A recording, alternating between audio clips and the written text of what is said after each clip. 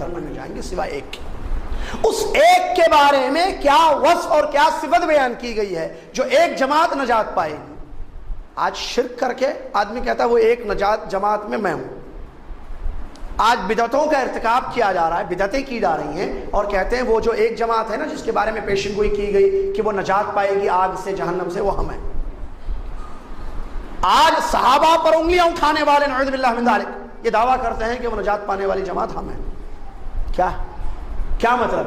بعض کہتے ہیں جو میجورٹی میں ہے وہی مراد ہے اس سے، کیونکہ رسول اللہ صلی اللہ علیہ وسلم نے جماعت کا لفظ ایک روایت میں استعمال کیا، اور جماعت میجورٹی کو کہتے ہیں۔ غلط۔ کیا سمجھا حدیث سے ہم نے؟ نبی صلی اللہ علیہ وسلم کی یہ جو حدیث ہے اس کے مختلف الفاظ آئے ہیں، کہیں جماعت کا لفظ ہے، کہیں ما انا علیکم واصحابی، اور الیوم روایت میں صحیح حدیث سے ثابت ہے ما انا علیہ الیوم۔ جب صحابہ نے یہ سوال کیا وہ ایک جماعت جو نجات پائے گی کون ہوگی، آپ صلی اللہ علیہ وسلم کا جواب کیا تھا؟ آج میں اور میرے صحابہ دیکھیے منہج سلف، آج میں اور میرے صحابہ جس دین پر ہیں وہ نجات پانے والی جماعت قیامت تک اسی دین پر ہوگی، میں اور میرے صحابہ۔ رسول اللہ نے صحابہ کا ذکر کیا ہے، وہ اصحابی، لہذا صحابہ کی طریقے سے دین کو سمجھنا ضروری ہے۔ کیا آج جو عقیدے اپنائے گئے ہیں، آج جو منہج اختیار کیے گئے، چاہے وہ تکفیری ہو جو بھی منہج ہو، کیا یہ رسول اللہ صلی اللہ علیہ وسلم کا طریقہ تھا؟ کیا یہ آپ کے اصحاب کرام رضی اللہ عنہم اجمعین نے نبی صلی اللہ علیہ وسلم سے ایسے ہی سمجھا تھا؟ نہیں، تو پھر یہ منہج غلط ہے، تو ایسی جماعت بھی غلط ہے۔ پھر یہ اس جماعت کے لیے نجات نہیں ہے۔ پھر نجات کے لیے نبی علیہ الصلوۃ والسلام نے فرمایا، ان کے بارے ان کا وصف، ان کی صفت بیان کی ہے، ما انا علیہ الیوم واصحابی، آج میں اور میرے صحابہ جس دین پر ہیں۔ کون ہے وہ؟ اور دوسری حدیثیں بتاتی ہیں نبی علیہ الصلوۃ والسلام کی، لا تزال طائفۃ من امتی ظاہرین علی الحق حتی یاتی امر اللہ، میری امت کی ایک جماعت، یہی جو ابھی تھوڑی دیر پہلے میں نے بیان کیا، آج میں اور میرے صحابہ جس طریقے پر ہے وہ جماعت اس طریقے پر رہے گی۔ انہی کے بارے میں نبی صلی اللہ علیہ وسلم نے دوسری حدیث میں بیان فرمایا کہ ہمیشہ ایک جماعت میری امت کی حق پر ڈٹی رہے گی یہاں تک کہ اللہ کا حکم آئے گا، یعنی قیامت واقع ہو۔ اس کا مطلب یہ پیدا نہیں ہوگی نئی جماعت، کیونکہ حدیث میں لا تزال، ہمیشہ رہے گی وہ، یعنی نبی صلی اللہ علیہ وسلم کے دور سے قیامت تک صحابہ تابعین بدعتیں آئیں، شرکیہ امور نئے نئے طریقے سے اختیار کیے گئے، خطرناک قسم کے مناہج آئے، لیکن جماعت باقی رہی وہ، کیونکہ حدیث ہے، پیشن گوئی ہے، یہ جماعت قیامت تک باقی رہے گی، نہیں آئے گی کوئی 2000 میں یا 19 میں ایک جماعت آئے گی جو میرے اور میرے صحابہ کے طریقے پر عمل کرے گی، نہیں ہوگی، وہ شروع سے ہے۔ اور جہاں جس روایت میں اللہ کے نبی صلی اللہ علیہ وسلم نے جماعت کا لفظ استعمال کیا، بعض لوگ اس کا مطلب سمجھتے ہیں اکثریت، کیونکہ جماعت کا مطلب اکثر لوگ، میجورٹی، لہذا آج میجورٹی کون ہے؟ تقلید کرنے والے، لہذا وہ نجات تقلید کرنے والوں کے پاس، مقلدہ نہیں۔ یہ بھی وہی مطلب منہج سلف کیا ہے، جماعت کا مطلب کیا لے رہے ہیں آپ؟ آئیے ہم سلف کا منہج دیکھتے ہیں جماعت کے لفظ پر۔ عبداللہ بن مسعود رضی اللہ تعالیٰ عنہ کہتے ہیں، جہاں تک مجھے نام یاد آ رہا ہے یہ یا کوئی اور صحابی ہے، عبداللہ بن مسعود رضی اللہ عنہ، جماعت کیا ہے؟ الجماعت ما وافق الحق، من وافق الحق یا ما وإن كنت وحدك۔ جماعت کس کو کہتے ہیں؟ جو حق پر ہو اگرچہ تم تنہا ہو۔ اللہ اکبر، یہ ہے منہج صحابہ کا۔ دیکھیے حدیث میں جماعت کا لفظ ہے نا، تو جماعت سے مراد اکثریت نہیں ہے، میجورٹی نہیں ہے کہ اکثر لوگ جس طریقے سے دین کو سمجھ رہے وہی لوگ نجات پانے والے لوگ ہیں، نہیں۔ جماعت سے مراد یہاں وہ لوگ ہیں جو حق پر ہو، چاہے وہ لوگ ہوں یا تنہا ہو ایک انسان۔ اگر پوری بستی میں ایک آدمی توحید کے مطابق زندگی گزار رہا ہے، ایک اللہ کی خالص عبادت کرتا ہے، ذرہ برابر اللہ تبارک و تعالیٰ کے ساتھ شرک نہیں کر رہا ہے، اور پوری بستی کے 1 لاکھ یا 1000 10,000 لوگ شرک اکبر میں ملوث ہیں، تو اس بستی کی جماعت کون ہے؟ وہ ایک آدمی جو توحید پر ہے یا وہ ساری بستی جو شرک کا شکار ہے؟ کیا کہیں گے آپ؟ اکثریت؟ کہاں سے لے لیا مطلب یہ؟ نہیں، جماعت اکثریت نہیں مراد، حق پر، چاہے وہ ایک ہو یا زیادہ ہو، کیونکہ عبداللہ بن مسعود کہتے ہیں رضی اللہ عنہ، جماعت یہ ہے کہ حق پر جو لوگ ہیں اگرچہ تم تنہا بھی ہو تو تم ہی جماعت ہو۔ اللہ نے ابراہیم علیہ السلام کو امت کہا ہے، جبکہ امت جماعت کو کہا جاتا ہے، بہت سارے لوگ ہیں نا امت۔ اللہ نے ایک نبی، اپنے پیارے نبی ابراہیم علیہ السلام کو کہا کان امہ، وہ امت ہے، امت۔ تو امت کا مطلب یہاں ابراہیم علیہ السلام مراد ہے، کیونکہ اللہ ان کو کہہ رہا ہے کانا امہ، ابراہیم ایک امت تھے، کیونکہ وہ حق پر تھے اور ان کی پوری قوم کفر پر تھی. تو جو حق پر ہے وہ جماعت ہے، اور حق کتاب اللہ سنت رسول اللہ علی فہم السلف، کہ قرآن و حدیث کو صحابہ کے طریقے سے سمجھنا یہ فہم ہے. آئیے اس کی دوسری دلیل بخاری شریف کی ایک حدیث سے میں آپ کو دوں کہ صحابہ کے جیسے دین کو سمجھنا بہت ضروری ہے. اگر کوئی پوچھے کیوں بھائی ہمارے پاس دماغ نہیں ہے کیا، ہم نہیں سمجھ سکتے کیا قرآن کو جیسے چاہے، ہم نہیں سمجھ سکتے حدیثوں کو جیسے چاہے؟ نہیں میرے بھائی، اللہ نے جیسا کہ 3 آیتیں قرآن کی پیش کی گئی آپ کے سامنے، جو سورہ توبہ سورہ بقرہ کی آیتیں ہیں، ایک بخاری شریف کی حدیث، صحیح حدیث میں نے بیان کی ہے جس میں یہ لفظ آیا ہے کہ آج میں اور میرے صحابہ، اور وہ بھی دوسری مشہور حدیث جس میں نبی علیہ الصلوۃ والسلام نے فرمایا کہ میرے بعد جو دنیا میں زندگی گزاریں گے وہ دین میں بڑا اختلاف دیکھیں گے، کوئی کہے گا حلال، کوئی کہے گا حرام، کوئی کہے گا جائز، کوئی کہے گا ناجائز. کیا کرنا اختلافی دور میں؟ فعلیکم بسنتی وسنت الخلفاء الراشدین المہدیین من بعد تمسکوا بها وعضوا علیها بالنواجذ. اللہ اکبر. وإیاکم ومحدثات، نبی صلی اللہ علیہ وسلم کی وصیت، جو 4 وصیت آپ نے کی تھی، ایک تقوی کی، دوسری حاکم وقت امام وقت کی اتباع کرنے کی، تیسری کہ اختلاف ہو تو میرے اور میرے صحابہ کے طریقے کو لازم پکڑنا، مضبوطی سے چھوٹنا نہیں. لوگ کچھ بھی کہیں، تم دیکھنا میری سنت کیا ہے، میرے صحابہ کا منہج کیا ہے. اللہ اکبر. یہ مفہوم ہے حدیث کا. اسی طریقے سے ایک حدیث ہے، عبداللہ بن مسعود رضی اللہ عنہ کہتے ہیں، راوی ہیں حدیث کے، ایک مرتبہ ایک یہودی عالم پیارے نبی صلی اللہ علیہ وسلم کے پاس آیا. توجہ سے سماعت فرمائے حدیث کو.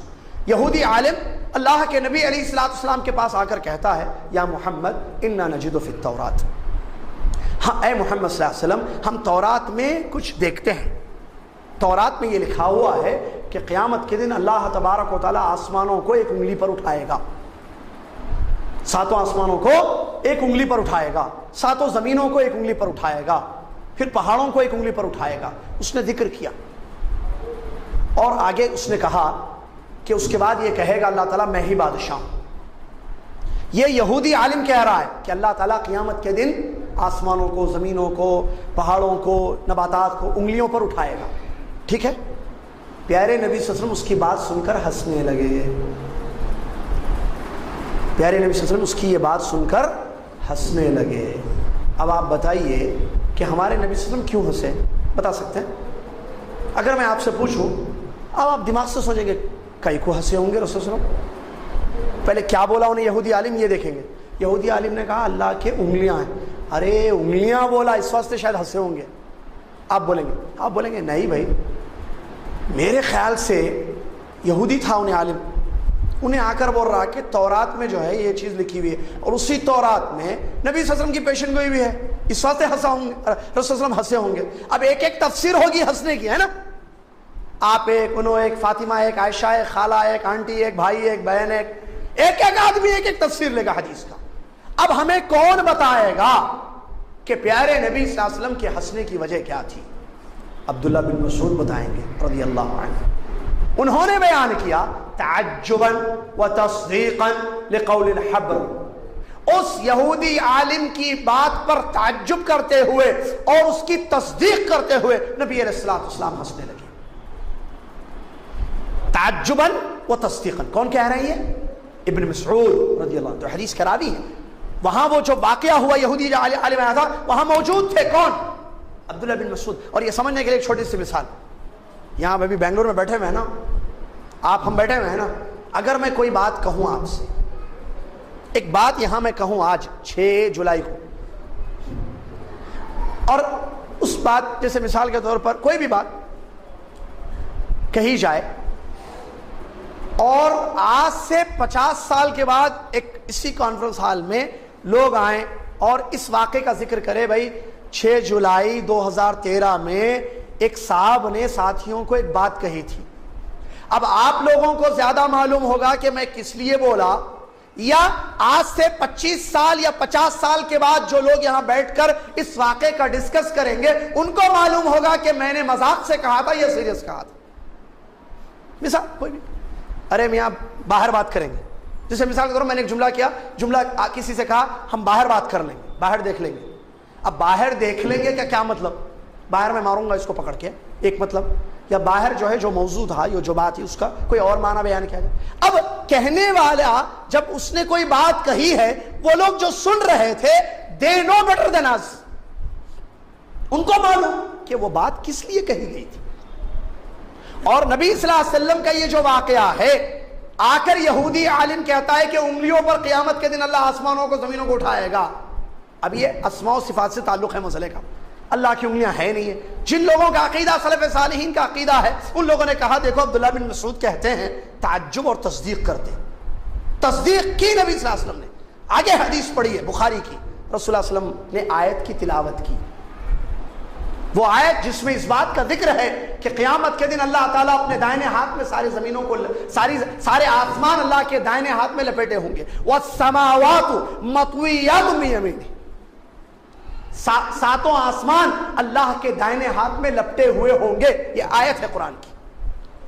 وَالْأَرْضُ جَمِيعًا، ایسی آیت، وَالْأَرْضُ جَمِيعًا قَبْضَتُهُ يَوْمَ الْقِيَامَةِ، زمین پوری کی پوری اللہ کے قبضے میں ہوگی قیامت کے دن۔ وَالسَّمَاوَاتُ مَطْوِيَّاتٌ بِيَمِينِهِ، اللہ نے فرمایا اور آسمان لپیٹے ہوئے ہوں گے اللہ کے دائنے ہاتھ میں۔ یہ آیت پڑھی نبی صلی اللہ علیہ وسلم۔ اور یہ بھی وَمَا قَدَرُ اللَّهَ حَقَّ قَدْرِهِ، یہاں سے آئے لوگوں نے ویسی قدر اللہ کی نہیں کی جیسی کرنی چاہیے تھی۔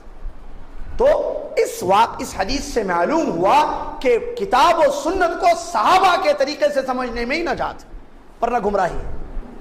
یہاں عبداللہ بن مسعود، جن لوگوں کا منہج سلف کا منہج نہیں ہے، ان لوگوں نے کیا کہا کہ اس حدیث کا مطلب یہ ہے کہ اللہ کے نبی صلی اللہ علیہ وسلم نے انکاریہ ہنسی انکار کیا ہے اس کا، کہ اس نے کہا اللہ کی انگلیاں ہیں۔ انگلیاں کیسے ہوتی ہیں؟ اللہ کا ہاتھ ہے، اللہ کی انگلیاں ہیں؟ نہیں ہے اللہ کے ہاتھ، اللہ کا ہاتھ نہیں ہے، اللہ کی انگلیاں۔ تو اللہ کے ان صفات، تو نبی صلی اللہ علیہ وسلم کے ہنسنے کی وجہ انکار تھی۔ یہ کن لوگوں نے کہا؟ جن کے پاس سلف کا منہج نہیں ہے، جنہوں نے دماغ سے سمجھا ہے کتاب و سنت، وہ تعویل کرتے ہیں اسماء و صفات کی، نہیں مانتے ہیں، بعض سات کو مانتے ہیں، کسی اور صفت کو نہیں مانتے، بعض کلیہ طور پر سارے اللہ تبارک و تعالیٰ کے صفات کا انکار کرتے ہیں، کہ کہتے ہیں کہ اس سے تشبیہ لازم آئے گی، اپنی جگہ مسئلے ہیں وہ توحید اسماء و صفات۔ تو کہنے کا مقصد اس حدیث کی روشنی میں یہ ہے میرے معزز سامعین و سامعات، کہ کتاب و سنت کو صحابہ کے جیسے سمجھنا ضروری ہے، جیسے عبداللہ بن مسعود ہمیں سمجھاتے ہیں۔ اللہ کے نبی علیہ السلام کے پاس ایک بوڑھی عورت دین سمجھنے کچھ مسئلے لے کر آئی تھی، اپنے کچھ سوالات کیے اس نے نبی صلی اللہ علیہ وسلم سے، اور جواب لے کر جب جانے لگی، پھر اس کو یاد آ گیا، پلٹ کر پوچھتی ہے اے اللہ کے نبی صلی اللہ علیہ وسلم، کل اگر دین سمجھنا ہو، کوئی بات مسئلہ معلوم کرنا ہو اور آپ نہ ہو دنیا میں، کس سے پوچھوں؟ اللہ اکبر۔ یعنی اس کو معلوم تھا کہ ہمارے نبی صلی اللہ علیہ وسلم کی وفات ہونے والی ہے۔ آج کا مسلمان کہتا ہے نہیں، اور یہ بھی منہج کا مسئلہ ہے، یہاں میں نے ہر چیز کی جڑ منہج ہے۔ آپ شرک لے لیں، آپ فرقوں کا لے لیں، تقلید لے لیں، بدعات لے لیں، غلط مناہج باطلہ جو اختیار کیے جا رہے ہیں، سلف کا منہج چھوڑنے کا نتیجہ ہے۔ ایک بات بچپن سے بٹائی، قرآن و حدیث، قرآن و حدیث، قرآن و حدیث، لوگ سمجھ رہے قرآن و حدیث، بس کیسے سمجھنا نہیں سمجھا ہے بچپن سے، نہ تعلیم دی گئی۔ اگرچہ کتابوں میں اللہ جزائے خیر دے سلف علماء کرام نے لکھا ہے سلف کا منہج، لیکن سمجھایا نہیں گیا۔ عام طور پر ہماری دعوت کتاب و سنت، ہم قرآن و حدیث کو سمجھنے والے، ہم قرآن و حدیث۔ اب بچے نوجوان بھائی قرآن و حدیث بولے علماء پورے، اب کیسے سمجھنا یہ تو نہیں سکھائے، کیسے قرآن و حدیث سے مسئلے لینا یہ نہیں سجا، لہٰذا ہم اپنے دماغ سے لیں گے۔ اب ہر آدمی اپنے دماغ سے لے رہا ہے۔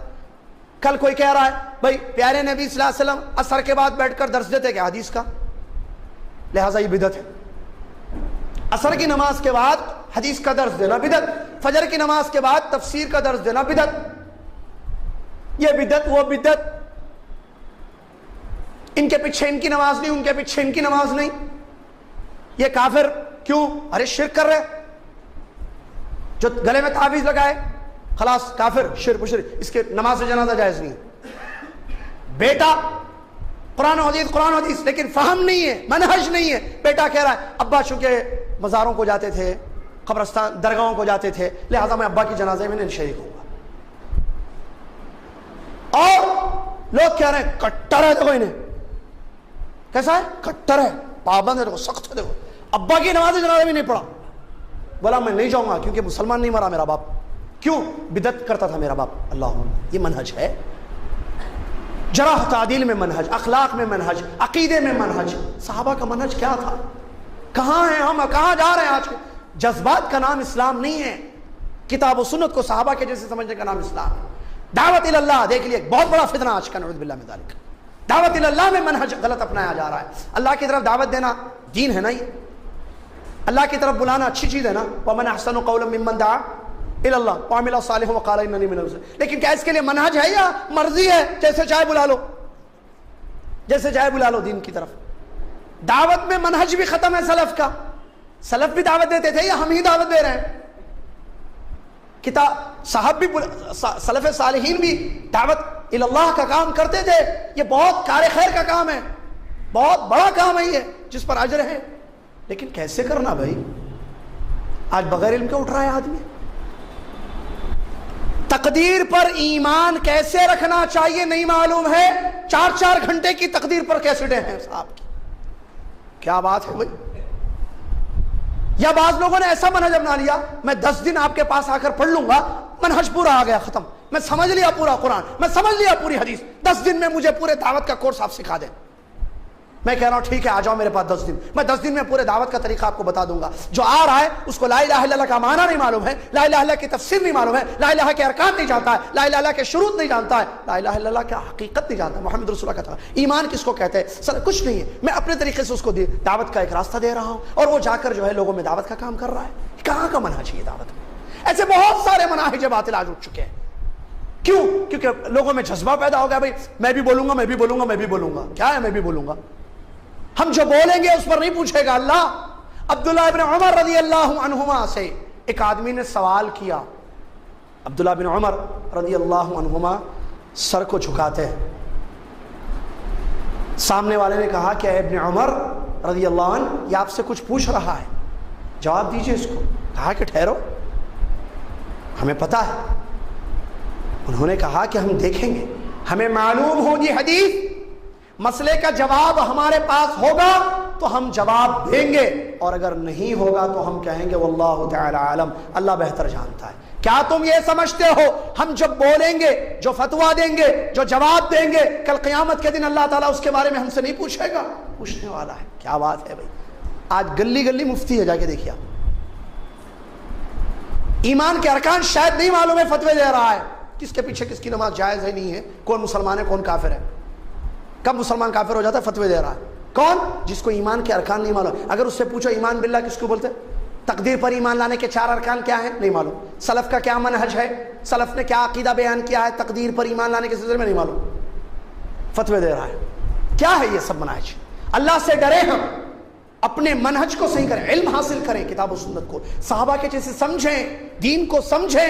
اللہ کے نبی صلی اللہ علیہ وسلم نے فرمایا من یرید اللہ بہ خیرا یفقہہ فی الدین. اللہ تعالیٰ جس بندے سے بھلائی کا ارادہ کر لے اس کو دین کی سمجھ عطا کرتا ہے. قرآن یاد نہیں دلا دیتا ہے, صرف یحفظو نہیں کہا اللہ نے کہ پورا قرآن کا حافظ بن گیا, نہیں معلوم کیا ہے آیت کا مطلب, حدیثوں پڑھ لیا لیکن مطلب ہی نہیں معلوم. اور بعض لوگ سمجھتے ہیں ان کے مسئلوں میں نہیں. خطرناک فرقے میں کیا بتاؤں, نعوذ باللہ من ذالک.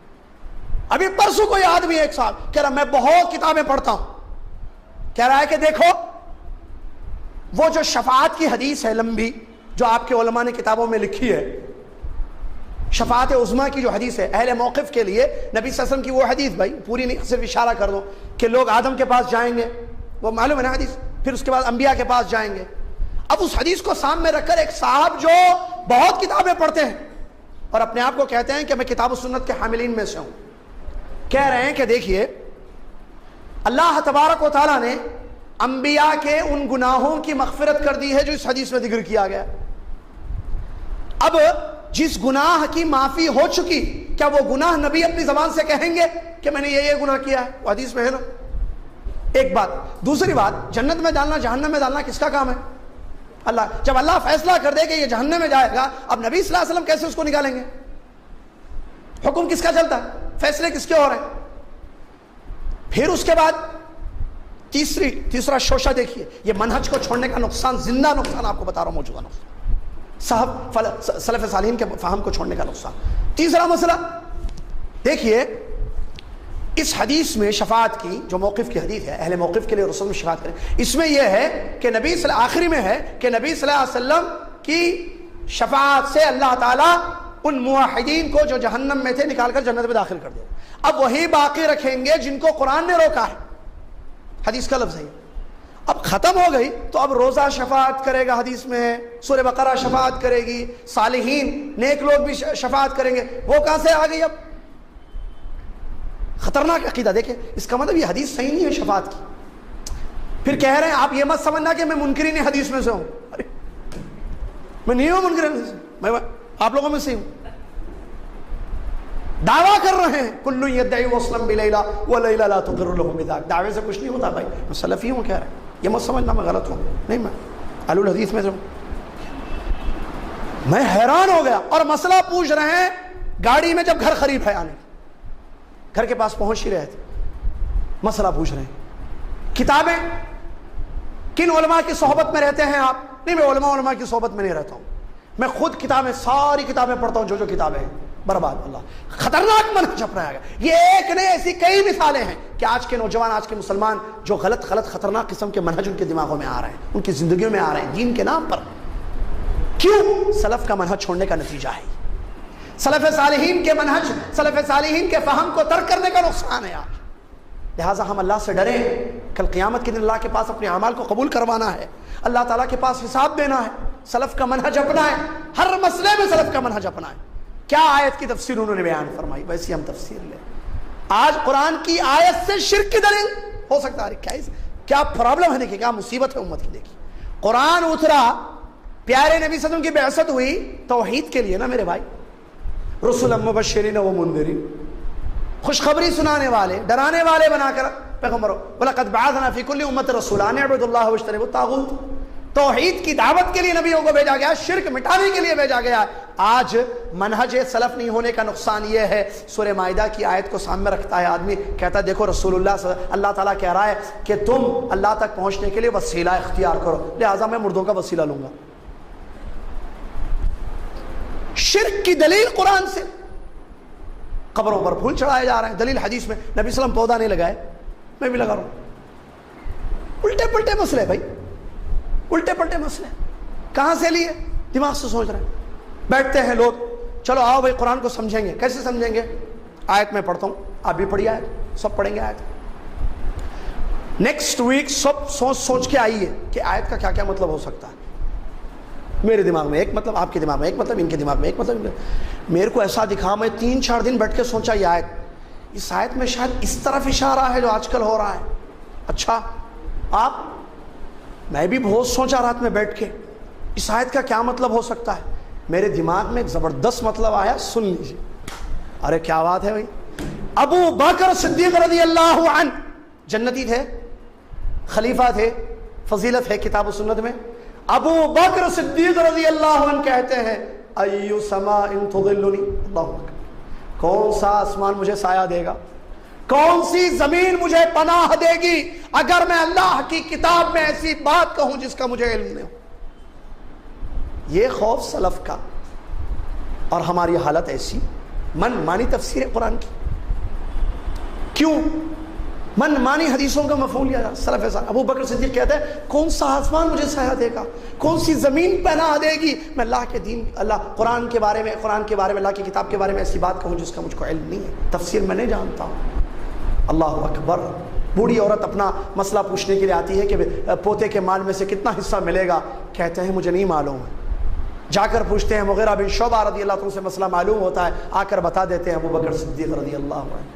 میرے بھائی دین کو سمجھنا ہے بھائی، صحابہ کی زندگیوں کو پڑھیں، سلف صالحین کی زندگیوں کا مطالعہ کریں، کیا تفسیر انہوں نے لی ہے آیتوں سے کھلواڑ نہ کریں ہم آج۔ اللہ اکبر، کل قیامت کے دن ایک ایک بات کے بارے میں اللہ تعالیٰ سوال کرنے والا ہے ہم سے۔ اللہ سے ڈریں، سلف کا منہج نہ چھوڑیں، سلف کا منہج جہاں جہاں چھوڑا جائے گا، چاہے وہ ہم تفسیر میں چھوڑیں گے، چاہے وہ حدیثوں سے استدلال میں چھوڑیں گے، چاہے دعوت اللہ میں چھوڑیں گے، چاہے دین پر عمل کرنے میں چھوڑیں گے، اخلاق میں چھوڑیں گے، جرح و تعدیل میں چھوڑیں گے، کسی پر حکم لگانا ہے کہ یہ آدمی کون ہے، کسی بھی مسئلے میں سلف کا منہج، سلف کا فہم چھوڑیں گے، خسارہ خسارہ خسارہ، نقصان نقصان نقصان۔ نجات اسی میں ہے میری اور آپ کی اور ہر مسلمان کی کہ ہم کتاب و سنت کو ویسے سمجھے جیسے صحابہ نے سمجھا ہے۔ کیوں؟ اس لیے کہ کتاب و سنت ان کے زمانے میں اتری، وہ شہود تھے، قرآن اترتا تھا ان کے پیریڈ میں، ان کے سامنے۔ ان کے زمانے میں نبی صلی اللہ علیہ وسلم سے وہ آیتوں کو سمجھتے تھے اور اس کو یاد کرتے تھے، اس پر عمل کرتے تھے اور پھر اگلی آیتیں سمجھتے تھے۔ حدیثیں جو بیان کی گئی کس کے سامنے بیان کی گئی؟ ان کے سامنے۔ تیسری بات، عربی زبان والے تھے۔ قرآن کس میں ہے؟ فصیح عربی زبان میں۔ یہ جو لفظ آیا ہے قرآن میں وسیلہ، وسیلے کا مطلب آپ میں جو عربی سیکھے زیادہ جانتے ہیں، یا صحابہ جن کی مدر ٹنگ عربی تھی، فصیح عربی بولنے والے، نبی صلی اللہ علیہ وسلم کے شاگرد، ان کو زیادہ معلوم تھا کہ الوسیلہ کا کیا معنی ہے۔ بتائیے، ان کو زیادہ معلوم تھا نا۔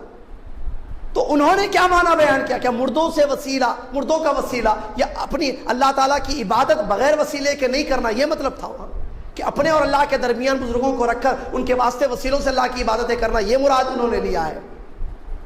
اہل التنزیل ہے وہ، ان کے زمانے میں قرآن و حدیث اتری، بیان کی گئی، اور وہ عربی زبان بولنے والے تھے، ان کو معلوم تھا عربی الفاظ کا کیا معنی ہے، جس عربی زبان میں قرآن کا نزول ہوا ہے، جس عربی زبان میں حدیثیں بیان کی گئی ہیں، اور وہ خیر القرون میں ہے، اللہ اکبر، جس کی پیشن گوئی نبی صلی اللہ علیہ وسلم نے فرمائی دی۔ سب سے اچھے زمانے میں تھے وہ لوگ، وہ نبی صلی اللہ علیہ وسلم کے قریب تھے، اٹھنا بیٹھنا تھا نبی صلی اللہ علیہ وسلم کے ساتھ، نبی صلی اللہ علیہ وسلم کو جانتے تھے، دیکھتے تھے، بیٹھتے تھے۔ نبی صلی اللہ علیہ وسلم کی حدیثوں کو ان سے زیادہ کون سمجھ سکتا ہے؟ لیکن افسوس کہ آج من مانی ہے، منہج کو چھوڑ دیا گیا ہے، جس کی وجہ سے مختلف قسم کے گروہ، مختلف قسم کے عقیدے، مختلف قسم کی جماعتیں پیدا ہو رہی ہیں۔ جو 1-2 سال پہلے جماعتیں نظر نہیں آئیں، آج ایسی جماعتیں نظر آ رہی ہیں۔ کیوں؟ سب نے منہج کو چھوڑا ہے۔ منہج کو چھوڑنے کا نقصان ہے، نئی نئی بدعات کا شکار ہے، اور ہر چیز کو، بھائی بدعت کس کو بولتے سمجھے پہلے آپ، ہر چیز کو بدعت، یہ بدعت، وہ بدعت، یہ بدعت، وہ بدعت، انہیں بدعتی، انہیں مشرک، انہیں کافرہ، انہیں بدعتیہ، کیا ہے بھائی؟ سلف کا منہج تھا یہ۔ تو ہر چیز میں سلف کے منہج کو سمجھنا چاہیے، اور سلف کا منہج اس کا علم ہے کہ ہم دیکھیں آیتوں کی تفسیر، حدیثوں کا مفہوم انہوں نے کیا لیا ہے، ویسے اگر اپنائیں گے اسی میں ہماری نجات ہے، اسی میں خیر ہے انشاءاللہ، اسی میں بھلائی ہے، کیونکہ ہم سے پہلے لوگ تھے وہ ایمان لائے، اپنے رب کو انہوں نے راضی کیا۔ اگر ہم انہی کے طریقے پر ایمان لائیں گے، اپنے رب کو راضی کریں گے، تو ہمارے لیے نجات ہے، ہمارے لیے کامیابی ہے، ورنہ ہمارے لیے نقصان ہے۔ اللہ سے دعا ہے اللہ تعالیٰ مجھے اور آپ کو اور دنیا کے تمام مسلمانوں کو اس حقیقت کو سمجھنے کی توفیق عطا فرمائے کہ ہم سلف صالحین کے منہج کو اختیار کریں، کتاب و سنت کے سمجھنے میں، کتاب و سنت پر عمل کرنے کے سلسلے میں، اور مناہج باطلہ، مناہج منحرفہ، جو بدعتی مناہج ہیں، غلط مناہج ہیں، ان سے اپنے آپ کو محفوظ رکھیں۔ اللہ تعالیٰ مجھے اور آپ کو، دنیا کے تمام مسلمانوں کو ان باتوں پر عمل پیرا ہونے کی توفیق عطا فرمائے۔ آمین۔ آخر دعوانا الحمد للہ رب العالمین۔ السلام علیکم۔